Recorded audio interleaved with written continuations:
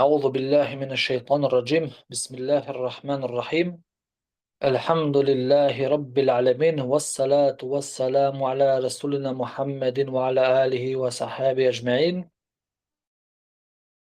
ربي اشرح لي صدري ويسر لي أمري واحلل عقدة من لساني يفقه قولي. Благодарноста му припаѓа на Аллах субханеху ва таала, створител на сите светови. Нека е салават и селам на неговиот пратеник, на неговиот миленик Мухаммед саллаллаху алейхи ва селем, неговата чесна фамилија, неговите асхаби и сите оние кои што го следат патот на Куранот и Суннетот се до судниот ден. Почитувани браќа и ценети сестри, ассаламу алейкум ва рахметуллахи ва баракату. Продолжуваме со предавањата од областа фик. Стигнавме до четвртото предавање, а во ова четврто предавање станува збор за тахарет или чистота. Ова поглавје го започнуваме со правните прописи и ќе ги представиме статусите на чистотата, на тахаретот во исламското право. Зошто учењаците пред се започнуваат или ги започнуваат фикските дела со поглавието за тахарет? Спомнавме дека фикот третира две главни области. Првата област е обрадословие, а втората е меѓучовечки односи. Па во оквирот на обрадословието се третираат прашањата што се поврзани за намаз, пост, зекат и хаџ.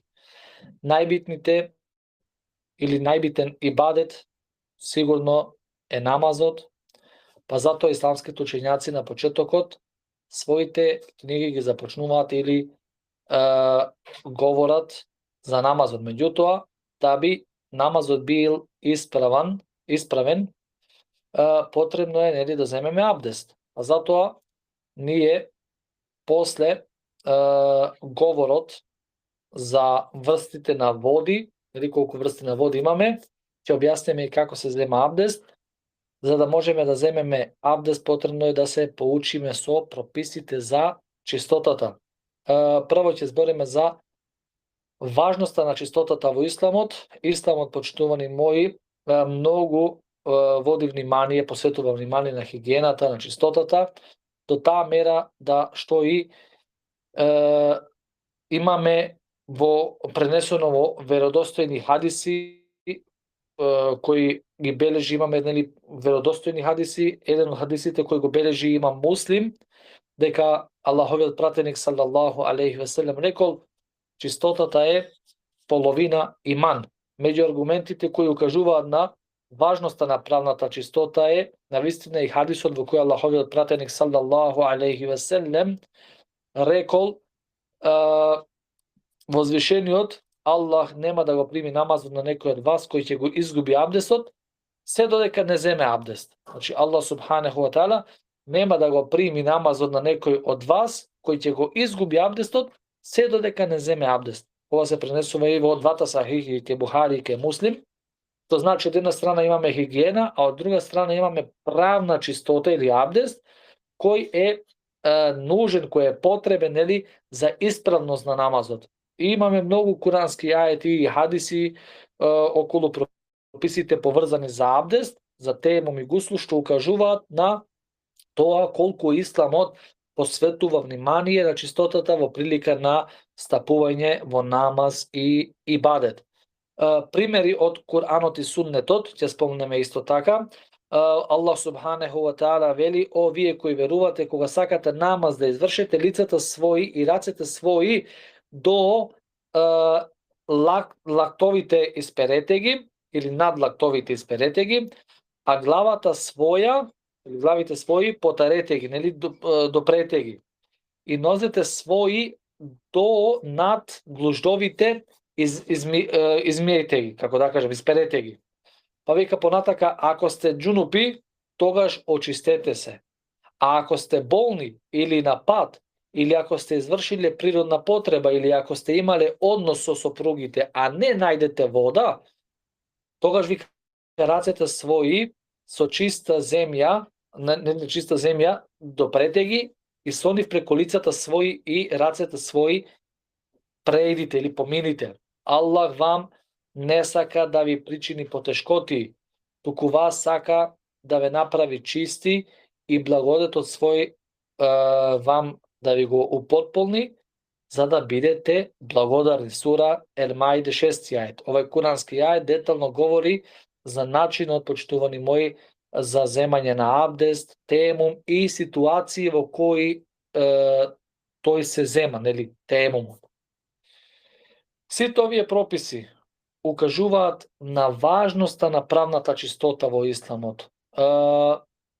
Колку е прашањето за стварна чистота значајно, го потврдува и хадис кој го бележи Абу Давуд со веродостоен ланец на пренесувачи, во кој се пренесува дека Аллаховиот пратеник салаллаху алейхи ве селем во една прилика почнал да клања, но во текот на намазот ги извадил своите, нели ги собул своите папучи и ги оставил покрај себе. Кога тоа асхабите го виделе и тие ги извадиле нивните папучи, нивните влечки, сандали што ги носеле.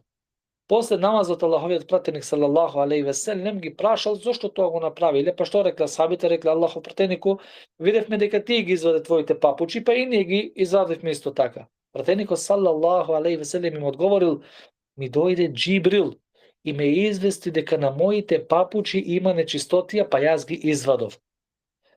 Одавде гледаме што дека е дозволено да се клајна и во папучи. Сега во нашите ситуации, во нашите џами, да кажеме, имаме тепици кои што нормално не смееме ние со тие папучи или тие, да кажеме, патики, кондури надвор што газеме да влагаме внатре, да го правиме тој тепик, да го направиме балкан, нели? Па затоа ги ваѓаме ние. Исто така Аллах субханеху ва таала кажува, Аллах навистина ги сака оние кои се каат и оние кои се чистат. Сура Бекаре 222 ајет. Во хадисот кој го бележи Бухари и Муслим од Ибн Аббас радијаллаху анху стои дека Аллаховиот пратеник салаллаху алейхи ве селем поминувал покрај два кабура и рекол: овие двајца се казнуваат, но не се казнуваат поради големи работи. Едниот од нив не се чувал од својата мокреđа, а другиот пренесувал туѓи зборови. Аллаху екбар. Аллаху екбар. Значи колку се овие тешки работи овие луѓе биле казнувани во нивниот кабур, што значи праксата на споменатото во хадисите се гревови кои луѓето можат лесно да се чуваат на овој свет. Навистина има многу луѓе кои не се чистат после нужда, нели, после извршена физиолошка потреба, поготово после малата нужда, што веома, или да кажем што многу тоа е, нели, важно. Важно е да ги познаваме правилата и прописите поврзани за чистотата, да водиме рачун за личната хигиена и правилно да земаме абдест. Кога кажувам правилно, ќе видите иншаллах понатака на што се мисли, на што се цели, да знаеме правилно да земаме темум, да земаме правилно и гусул, како би нашите ибадети би биле исправни, али и да би се сочувале од овие закани или казни што ќе ни следат понатака. Имаме врсти, нели, видови на чистота и нечистота. Две врсти имаме на нечистота во исламот. Имаме стварна нечистота, тоа е неџасетун хакекие. Ова чистота, ова оствари нечистота е физичка нечистота која можеме да ја видиме или да ја осетиме. Например, трагови од човечка мокреќа или измет на облеката. Значи, тоа е стварна нечистота која што може да биде поврзана за нашето тело, за нашата облека или местото каде што извршуваме намаз. Оваа врста на нечистота, почитувани мои, во основа се отстранува со вода. А ако пример исчезне на друг начин, например со перење на некои други течности како што е прашак и така натака, тоа исто така се смета за чисто. Меѓутоа, основно средство за отстранување на стварната нечистота е вода. Имаме втора од овие две врсти нечистоти. Првата рековме е стварна нечистота, имаме шеријатско правна нечистота или неџасетун хокмије. Оваа нечистота е во која се наоѓа инсанот, се наоѓа човекот, а во кој не може да се види нити па осети оваа нечистота. Например, шеријатско правна нечистота, еден пример или три примери ќе кажеме, личност која нема абдест.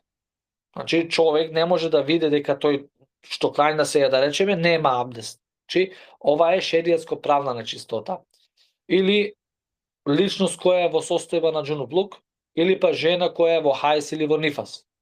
Значи ова е состојба во која шеријатот ги дефинира или ја дефинира како нечистота. Ваквите состојби ги дефинира шеријатот како нечистота. Ние не можеме да видиме или да спознаеме кој има абдест, а кој нема, или кој е џунупа, кој не е нормално.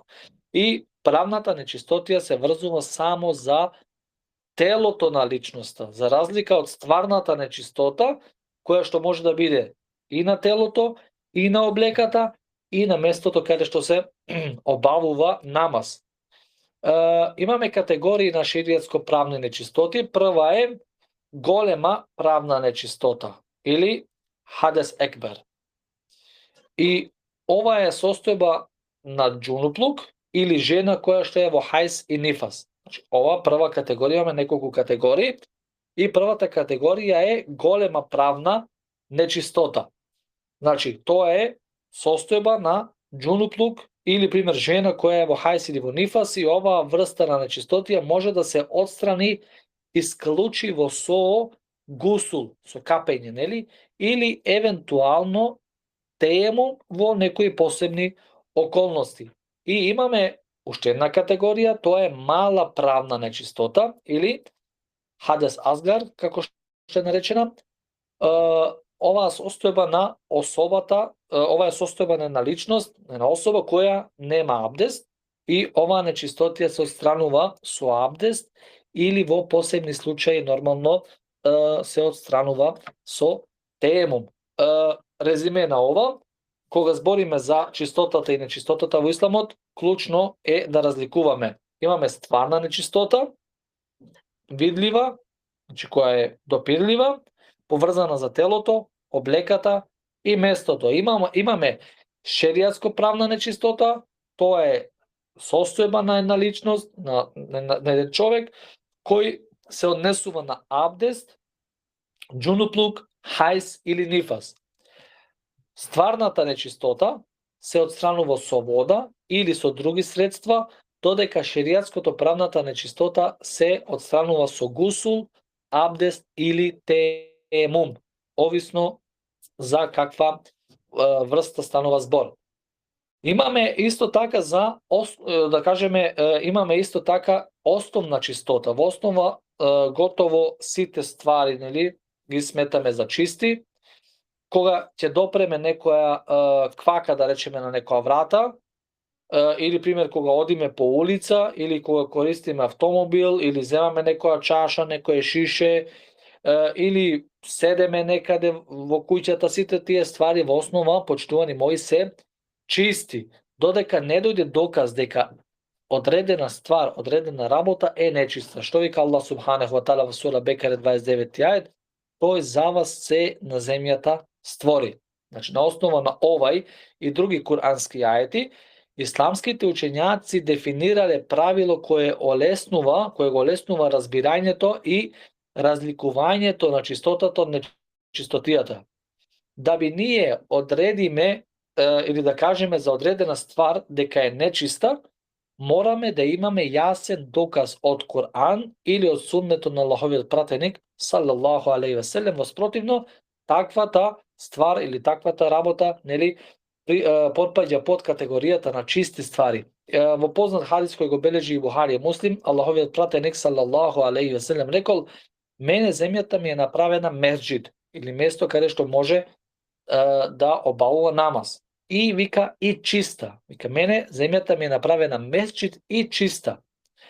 Па вика каде и да е некој од моите следбеници, каде и да е некој од моите следбеници го задеси намаз, тука вика нека клања. Значи овој хадис нам не окажува дека земјата е чиста и погодна за обавување на намаз, освен ако немаме доказ дека на тоа одредено место е присутна некоја нечистотија. Битно е да спомнеме практични импликации во чистотата.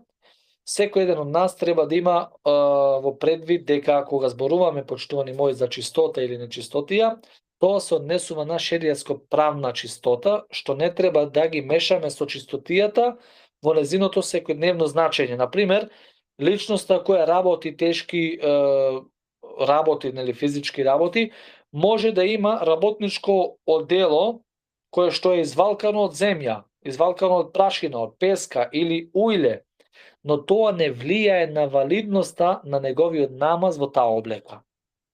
Овие или таквите ствари се шеријатски чисти и во нив може да се обавува намаз без обзир на тоа што луѓето таквата облека ја смета за валкана. Значи, ако човекот работи, на неговото работно дело има, да кажеме, земја, има песка, има прашина, има уиле, некој субханаллах што вика ја не кланам, вика мене вика со прашина ми е вика облеката. Не. Тоа нешто шеријатски не е нечисто, тоа е чисто. Сега ќе спомнем иншаллах неколку работи за нечистотијата. Имаме неколку работи кои што го прават човекот, да кажеме, нечист, па тие работи ќе ги спомнеме. Прва работа која што го прави човекот нечист, ќе спомнеме човечкиот измет, нели, и мокраќата. Човечкиот измет и мокраќата се нечисти према консензус на исламските учењаци, доказ се аетите и хадисите кои наредуваат да се очистиме после голема и мала нужда.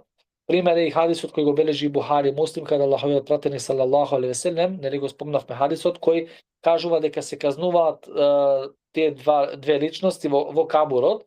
Едниот се казнувал поради пренесување на туѓи зборови, и нормално со тоа се внесува неред меѓу луѓето, а другата личност поради тоа што не се чистела од мокраќа. Доколку нештото од, да кажеме, само момент, доколку нешто од нечистотијата имаме на облеката, почитувани мои, доволно е да ја испереме или да го испереме само оној дел на кој е нечистотијата. Не мора, пример, да кажеме сега, човекот гледа, има измет, човечки измет на облеката и да кажеме тоа е едно делче од 4-5 сантими. Тој не мора да ја пере целата облека, туку тој дел е доволно да го испере. Значи не мора цела облека да ја пере, туку доволно е само делот каде што е нечистотијата да го испере. Имаме исто така предејакулацијска течност или наречена елемези. Оваа предејакулацијска течност исто така се смета за нечиста и исламските учењаци се сложни дека треба да се очисти како? Со перење на местото на кое таа се наоѓа на телото или облеката. Како и тоа да, откако ќе истече мези, обавезно е да земеме абдест. Не е, значи, некој кажува кога ќе му истече мези, дека тој треба да се гусули. Не. Значи, треба да ја очисти облеката таму каде што има од тие капки на мези и обавезно е да земе абдест. Што е тоа мези? Мези е една слузина, нели како слузава и прозирна течност, која излегува нормално од сполниот орган во прилика на возбуда, возбудување или размислување за интимен или за интимен однос.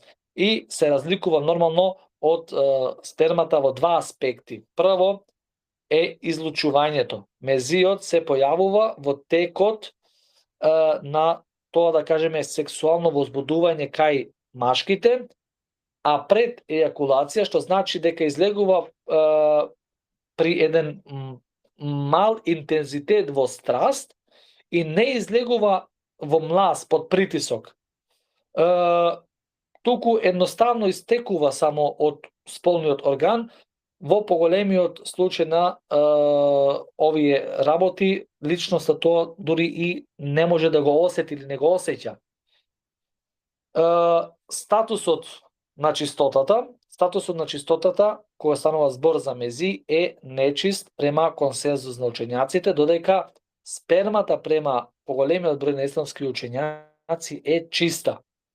Откако истекува таа предејакулацијска течност, не е потребно ние да се искапеме, туку треба да земеме абдест. Во веродостоен хадис кој го бележи има Муслим се пренесува дека Али ибн Ебу Талиб ради Аллаху анху имал проблем со мези, ама тој се срамел многу да го праша Аллаховиот пратеник салаллаху алейхи ве селем за тоа, затоа што прашањето било поврзано нормално за интима, а тој бил маж на Фатима ради Аллаху анха, ќерката на Мухамед салаллаху алейхи ве селем, па го испратил еден од асхабите да го праша наместо него.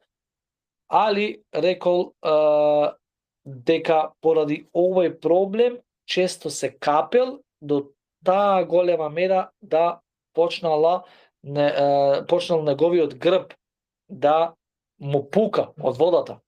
Па пратеникот салаллаху алейхи ве селем одговорил: испери го сполниот орган и земи абдест. Што значи мези го расипува абдестот и е нечист, па е потребно да се испере местото каде што дошло до контакт со ова течност на телото или на облеката и да се земе абдест.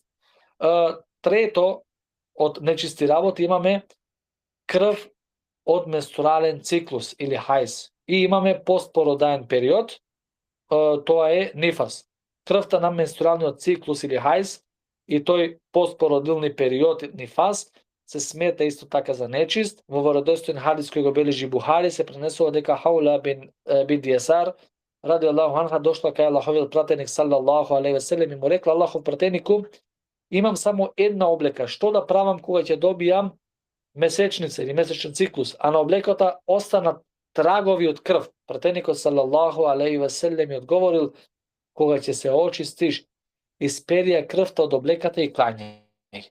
И рекол: исперија крвта од облеката и клањај. Хавла рекла: а што ако остане трагови од крв кои не можат потполно да се очистат? Пратеникот салаллаху алейхи ве селем ми рекол: доволно да ја испереш облеката, а ако остане малку трагови од крв, тоа нема да ти смета. Што значи обавезно е да ја испереме крвта од хајзот на облеката пред да обавуваме намаз, но ако останат трагови кои не е можно потполно да се одстранат, рекол Мухамед салаллаху алейхи ве селем, тоа нема да ти смета. Имаме четврта нечистота или измет и мокрајќа од животни чие месо не се јаде, не се конзумира. Изметот и мокраќата од животните чие месо е забрането да се јаде, например магаре, куче, мачка, се сметаат за нечисти. Во веродостоен хадис кој го бележи Ибн Хузейме се пренесува дека Аллаховиот пратеник салаллаху алейхи ве селем побарал од еден асхаб 3 камења за чистење после физиолошка потреба. Асхабот му донел 2 камења и едно парче магарешка балега или магарешки измет. Па пратеникот салаллаху алейхи ве селем го фрлил тој магарешки измет и рекол: ова е нечисто. Или да кажеме, знаете, тие балеги се тие како едни цврсти корупки од како ќе се засуши или таа, да кажеме, тој измет, таа лепешка што викаме ние. Спротивно од ова, изметот и мокраќата од животните чие месо е дозволено да се јаде, да се конзумира, како што е овца, крава, камила, се сметаат, почитувани мои, за чисти од аспект на шеријатот. Во веродостоен хадис, тоест имаме во повеќе веродостојни хадиси каде што пратеникот салаллаху алейхи ве селем препорачува на тоест имаме еден специјален хадис халалите каде што пратеникот Мухамед алейхи салату ве селам им препорачува на едни болни да пијат мокрајќа од камила во медицинска сврха, што укажува на тоа дека не е нечиста. Доколку би била чиста, Мухамед алейхи салам нема да ги упати да пијат мокрајќа од камила. Исто така познато е дека пратеникот салаллаху алейхи ве селем при градење на Меджидот клањал и дозволил намаз во тие бачилата, да кажеме, од овците, каде што сигурно нормално се наоѓале и трагови на овчи измет, што значи дека храна, тоест халалите мокраќата и изметот од животните кои што се дозволени за јадење не се смета за нечиста. Петта нечистотија имаме плунка од куче. Значи плунката од куче исто така се смета за нечиста, додека тоа према одбрано мислење не е случај со телото на кучето. Во хадисот кој го бележи Бухари и Муслим од Ебу Хурейре раδιјаллаху анху, пратеникот салаллаху алейхи ве селем рекол: кога кучето ќе се напие од вашите садеви, да кажеме, чаши, исперете ги 7 пати, од што првиот пат со земја. Овој хадис е доказ дека кучешката плунка е нечиста и чашата или тој сад, да кажеме, тоа шише или бокал кој е дошло во допир со плунката на кучето, прво треба да се очисти со земја, а потоа 6 пати со вода, како што е споменато во цитираниот хадис, и овој пропис е врзан исклучиво само со плунката на кучето, а не и за допирање на неговото тело. Значи, телесниот контакт со кучето не ги повлекува овие шеријатски последици, како што тоа био со плунката негова. Шесто имаме месо и тело на свиња. Значи, месото и телото на свињата се сметаат, почитувани мои, за нечисти. Возвишениот Аллах субханаху ва таала кажува: речи, јас не гледам во ова што ми се објавува дека на некого му е забрането да јаде што ништо друго освен стрв или крв која истекува или свинско месо. Тоа навистина е погано или гнасно, одвратно. Сура Ал-Анам 145 ајет. Овај ајет што ни укажува на нечистотијата на месото и телото на свињата, па од тоа може да се заклучи дека свињата во целост е нечиста, незиното тело и незиното месо. Седмо имаме лешина. Значи, животно чие месо е дозволено да се јаде откако што тоа е погинато, односно постане леш, такво месо шеријатски, тоест да кажеме месото или животното, тоест не е шеријатски заклано, се смета за нечисто. Значи едно животно чие месо е дозволено да се конзумира, ама ако тоа животно погине и постане леш, ниту некој го ловел, ниту некој, погине едноставно, да кажеме имаш две овци имаш и тие се со роговите сега се тепат и едното го утепало на другото и ти тоа го најдуваш са бајлето внатре, умрено, иако тебе овцата во принцип ти е дозволена за јадење, ама пошто ти не си ја заклал, таа фактички погинала, на таков и таков начин се смета за леш.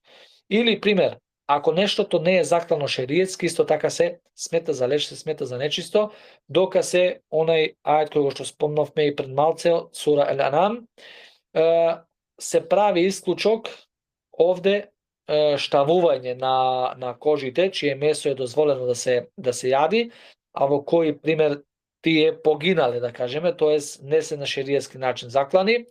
Во времето на пратеникот салаллаху алейхи ве селем кожата од животните имала големо значење и се употребувала многу, па пратеникот салаллаху алейхи ве селем кожата дозволил која пример некој животно кое е дозволено да се јаде, а тоа животно погинало, се случило нешто со него, па на таков начин умрело, не било шеријатски заклано или нешто друго, па тоа погинало, значи се случило нешто, користил Мухамед алейхи салату ва селам тоест дозволил Мухамед алейхи селам да се користи во ваква сврха на штавлење на кожата. Во хадисот кој го бележи има Муслим од Абдуллах ибн Аббас, пратеникот салаллаху алейхи ве селем кажува, кога ќе се уштави кожата, постанува чиста. Ама правиме муавет за кожата, а не правиме муавет за месото. Она што погине во море, значи во море, лешина, да кажеме сега, човек најдува умрена риба во море, ама е најдува во море. Како рибата дошла до копно, нели? На брегот дошла. Тоа е дозволено да се јаде. Во хадисот кој го бележи Абу Давуд и други, асхабите го прашале пратеникот салаллаху алейхи ве селем за користење на морска вода за абдест, па тој Мухамед салаллаху алейхи ве селем одговорил: морската вода е чиста и дозволено е да се јаде она што ќе погине во неа. Значи риба или некое друго морско битие кое е погинато во море се смета за чисто, почитувани мои, и дозволено за конзумација. Сега имаме, ќе спомнеме, тоа е работи во чија чистота постои разиденување. Рековме, прво е спермата. Исламските учењаци имаат поделено мислење за чистотата на спермата. Два мезхеби сметаат дека е чиста, а преостанатите два викаат дека не е чиста. Мислењето кое го застапуваме е тоа дека спермата е чиста на основа на следните докази. Прв доказ, имаме недостаток на јасни докази за спортивниот став, тоест дека е нечиста. Че имаме недостаток. Не постои веродостоен ајет или хадис кој укажува на тоа дека спермата е нечиста. Практичност, пратеникот салаллаху алейхи ве селем не ни наредил детално чистење од спермата како што тоа го направил за другите врсти на нечистоти. И гледаме уште еден пример, стварањето на човекот. Човекот е створен од сперма, па незамисливо е да настанал од нечистоти. Ако сметаме дека спермата е нечистоти, тој ќе сметаме дека човекот кој е настанал од таа сперма целиот е нечист. Затоа спермата се смета за чиста и не е обавезно да ја переме облеката или телото кое дошло во контакт со неа. Меѓутоа, да би ние ги избегнеме разиденувањата помеѓу учењаците, тоа нормално спаѓа во убави постапки кои ние не треба да ги изоставуваме. Нормално ќе ги испереме тие делови. Второ, од работи кои учењаците кај нив постои разденување, дали е тоа чисто или нечисто, е алкохолот. Поголемиот број на исламски учењаци смета дека алкохолот е нечист. Алкохолот е навистина, значи забрана за конзумација према консензус на учењаците, но не постои јасен доказ дека е нечист. Не постои значи узрочно-последична врска помеѓу тоа дека нештото што е забрането, што е харам, истовремено е нечисто. Например, отровот е забранет за конзумација, ама тоа не значи дека отровот е нечист. Дрогата е забранета за конзумација, но не значи дека дрогата е нечиста. Значи, го усвојуваме следното правило: нештото што е харам не мора да значи дека мора да биде и нечисто. Алкохолот е забранет за конзумација, но не значи дека тој е исклучиво автоматски нечист. Ако би нас некој не полие со алкохол по кошула или на фармерките и така натака, и ние не би можеле тоа да го очистиме пред намазот, можеме да кланяме во таа облека, а намазот би ни бил исправен. Значи, ако некој нас би не полил со алкохол по кошула или по фармерки, ние не можеме да го очистиме пред намазот, значи треба веќе да стапиме пред намаз, не можеме тоа да го очистиме, не можеме тоа да го отстранеме, ние ќе кланяме во таа облека, а намазот би ни бил исправен. Докази за чистотата исто така на алкохолот, еден од доказите кои го потврдуваат дека алкохолот е чист, е навистини познатиот хадис кој го бележи Бухари и Муслим од Енеса радијаллаху ан, во кој се наведува дека асхабите го пролиле алкохолот по улиците на Медина кога постанал забранет. Јасно е дека тие не би пролиле нешто што е нечисто на место каде што луѓето одат. Тоа е факт. Во друг веродостоен хадис, Аллаховиот пратеник салаллаху алейхи ве селем забранил обавување на нужда на место каде што луѓето седат, одмараат или одат. Овие докази укажува на тоа, ако алкохолот, тоест укажува на тоа дека алкохолот не е нечист иако е строго забранет за конзумирање. На основа на ова доаѓаме до прашања за користење сега на парфеми кои содржат алкохол. И ако завземеме став дека алкохолот не е нечист, тогаш дозволено е да користиме парфеми со алкохол. Значи, ако следиме мезхеб кој кажува алкохолот е чист, тогај кажуваме дека парфемите кои содржат алкохол дозволени се за чистење. Ама ако следиме мезхеб кој вика дека алкохолот е нечист, нема конзумација на парфеми со алкохол. Имаме сега човечка крв. Значи, голем број на учењаците сметат дека крвта која истекува од раните е нечиста, но сепак застапуваме мислење дека крвта која истекува од раните е чиста, затоа што не постои јасен доказ кој би го потврдил спротивното. Основа во исламот е дека сите ствари се чисти, освен оние за кои постои доказ дека се нечисти. Рековме на почетокот, се е чисто се додека не се докаже спротивното. Значи, ова чисто. Сега ти викаш нечисто, окей, мора да ми докажеш спротивно. Асхабите во текот на битките исто така често крвареле, а нигде немаме забележено дека пратеникот салаллаху алейхи ве селем им рекол да се очистат од крвта пред да обавуваат ибадет или пред да кланјаат намаз. Имаме содржина на желудецот која се избацува или се исфрла со повраќање. Значи, присилно исфрлената содржина од желудецот низ устата или носот исто така не е нечист од шеријатски аспект. Значи, од шеријатски аспект не е нечисто. Храната и пијалокот кои ги внесуваме во организмот се чисти. Кога ќе ги повратиме, нели, пред него што пројдат кроз тој процес на варење, не постануваат нечисти. Хигиенски гледано, значи повраќањето или тоа, нели, кога повраќаме таа содржина има незгоден, неубав мирис и треба да се отстрани, ама од шеријатски аспект на чистотата не е нечист. Имаме бело перење, што многу, повторно мора да кажеме дека многу се погодени со ова нешто, па белото перење кај жените во основа е чисто, само мора да знаеме дека тоа го расипува абдестот. Постојат две прашања поврзани за белото перење,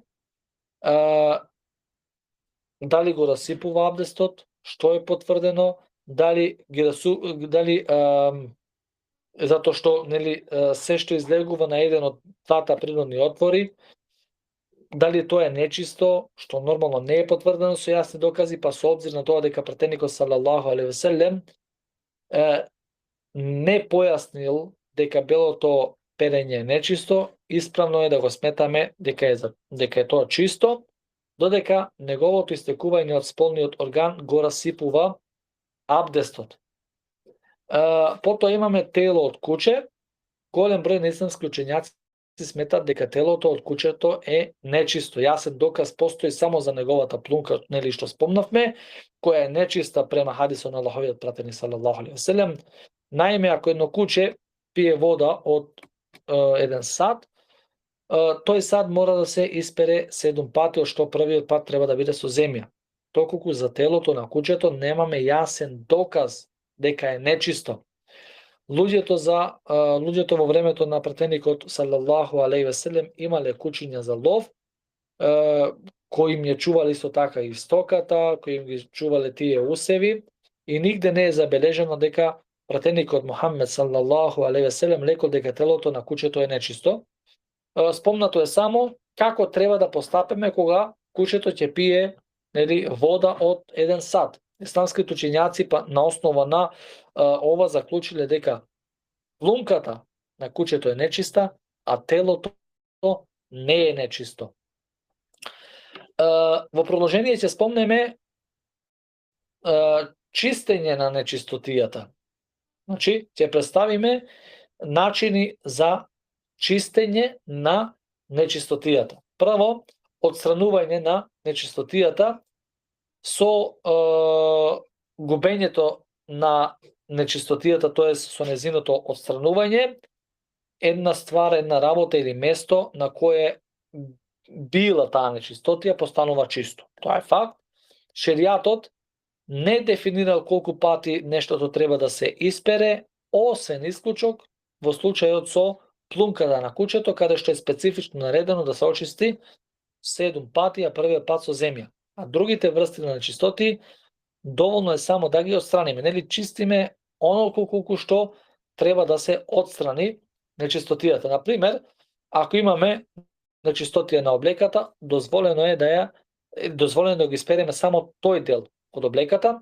Ако облеката ја оставиме на дожд, па таа облека се очисти или нечистотијата се отстрани, нели, од дождот, ќе сметаме нормално за чиста. Битно е да нечистотијата физички исчезне, без обзир на кој начин. Физички таа да исчезне. Второ, имаме чистење после физиолошка потреба. Шеријатот или со шеријатот е олеснето чистењето после мала и голема нужда, зашто е дозволено да се користат тврди и груби предмети, како што е камен, кори од дрва, крпи или пак тоалет папир во помодерно време, па дури и кога водата е достапна. Дури кога водата е достапна, може да користиме тоалет папир. Услов е тоа да се направи со 3 потирања. Ако после третото потирање нечистотијата не е отстранета, потребно е да продолжиме се додека не исчезне таа нечистотија. Имаме трето делимично чистење. Ако нечистотијата се наоѓа на дел од телото, дел на облеката или местото каде што клањаме, доволно е да го очистиме само тој дел. Например, ако на кошулата што клањаме имаме флека, нели, или што ја носиме, имаме флека, па не е потребно да се испере цела кошула, доволно е да се испере само делот каде што е нечисто. Четврто, имаме посебни правила за плунката на куќето. Рековме, кога куќето ќе пие од 1 сат, потребно е да се испере 7 пати, првиот пат со земја, а 6 пати со вода. Ако плунката на куќето ја допре облеката, исто така таа треба да се испере на ист начин. На ист начин треба да се испере облеката. Имаме сега веш машини, така, перачки машини, па перењето во веш машина со употреба нормално на детергент за облеката, со тоа нешто се постигнува ист ефект. Таквото перење се смета доволно за отстранување на плунката на куќето од облеката. Нели, не мора сега ти да ја пушташ кошулата или фармерките 7 пати, па да тураш 7 пати прашак и така натака.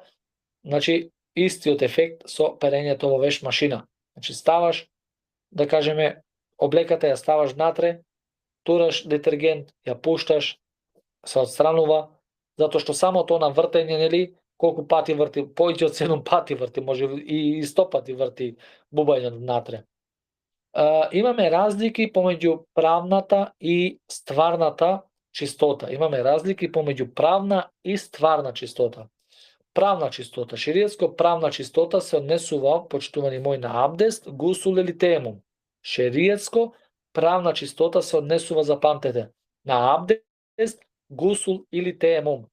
Да би таа чистота се да би се постигла таа чистота, значи да биде постигната и би била исправна, потребно е пред све да имаме намера, да имаме ниет. Ако личноста, например, заборави дека е џунуб и само се истуши да без ниет, таквата личност не постигнува правна чистота.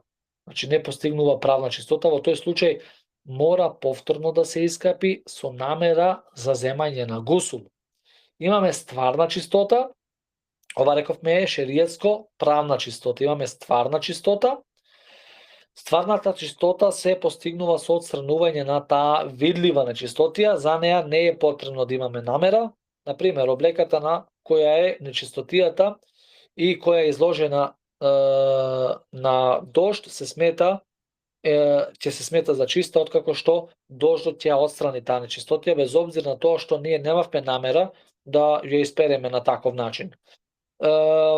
Разбирање на разликите измеѓу правна и стварна чистотија клучно е за клучно е за правилно нормирање на шеријатските прописи. Значи, кога ќе разбереме разликата помеѓу правната и стварната чистота, ова нешто нам ни овозможува за правилно нормирање на шеријатските прописи во иднина. Ова е отприлика она што вечерва требаше да го говориме.